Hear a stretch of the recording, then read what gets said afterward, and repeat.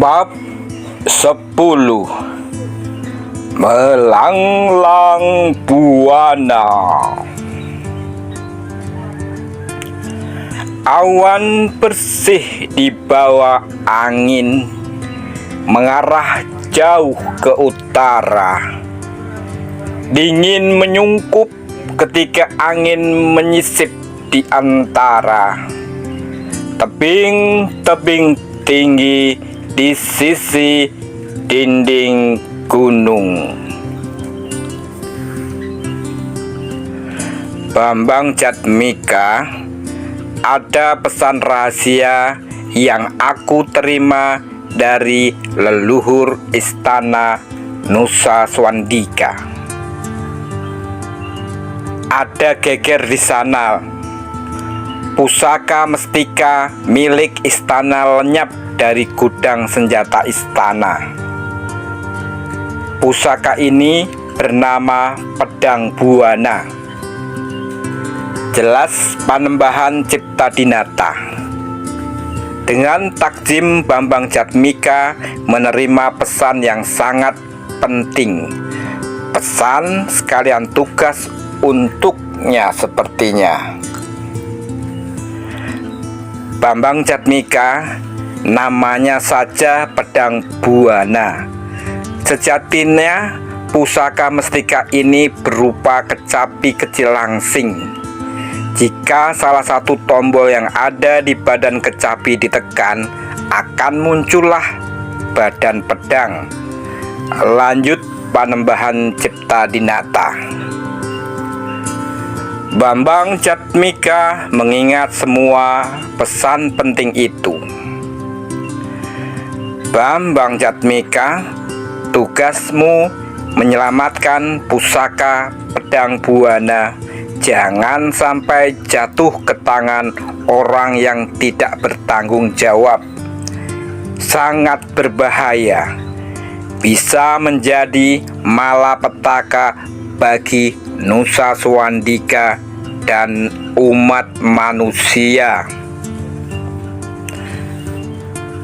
Begitulah tugas penting yang harus dipikul oleh Bambang Jatmika.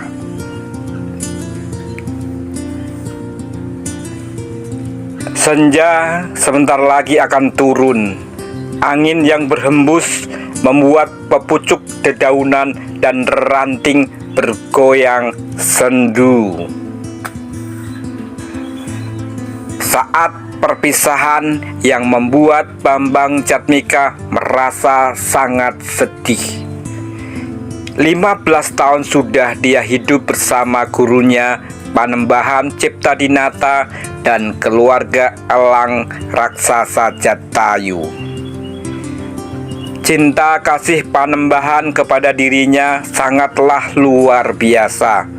Bambang Jatmika yang yatim piatu dianggap sebagai anak dan keluarganya sendiri.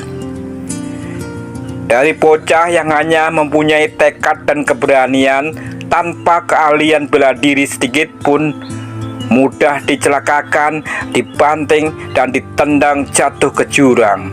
Kini 15 tahun kemudian dia menjadi pemuda yang boleh dibilang sangat sakti. Murid tunggal kesayangan Dewa Kecapi tentunya sudah dibekali dengan ilmu yang tinggi. Dia menguasai ilmu silat, ilmu sihir, dan ilmu musik. Bekal ilmu yang semua itu telah disiapkan oleh Panembahan Ciptadinata karena kewaskitaan dan kebijaksanaannya. Dia mengetahui bahwa suatu saat akan terjadi malapetaka yang mengancam negeri Nusa Swandika. Dan inilah saatnya Bambang Jatmika lah yang disiapkan untuk mengemban tugas berat menyelamatkan negeri Nusa Swandika ini. Saat senja sudah meninggalkan langit, seluas pandang diciumnya dengan taksim sepasang tangan yang putih dan lembut. Lama sekali. sebagai penghormatan dan tanda cinta kasihnya yang terakhir. Dia sangat menyesal karena menurut nalarnya belum sedikit pun dia mampu membalas kebaikan dan budi baik gurunya.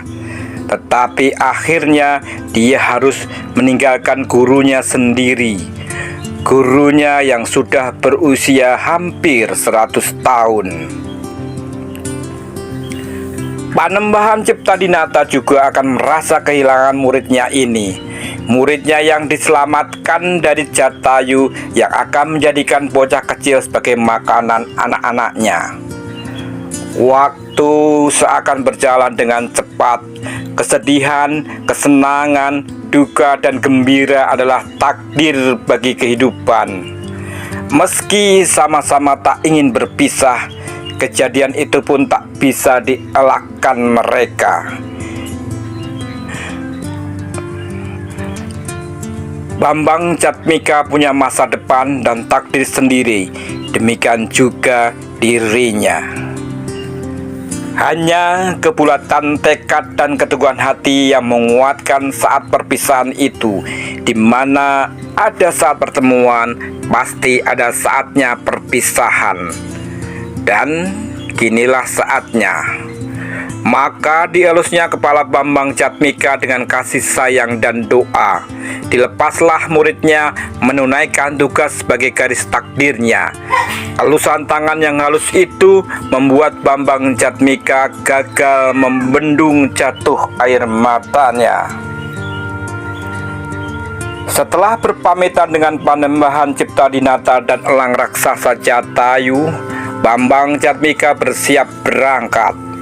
Semua penghuni Pulau Seribu Gunung melepas kepergian Bambang Jatmika. Akhirnya Sempati mengepakkan sayapnya membawa Bambang Jatmika di atas punggungnya, mengawang tinggi keluar dari Pulau Seribu Gunung menuju ke selatan negeri Nusa Swandika. Apa yang ditemui Bambang Jatmika di negeri Nusa Swandika? Bersambung. Ikuti terus petualangan Bambang Jatmika dalam kisah Pedang Buana. Terima kasih sudah menonton dan sampai jumpa.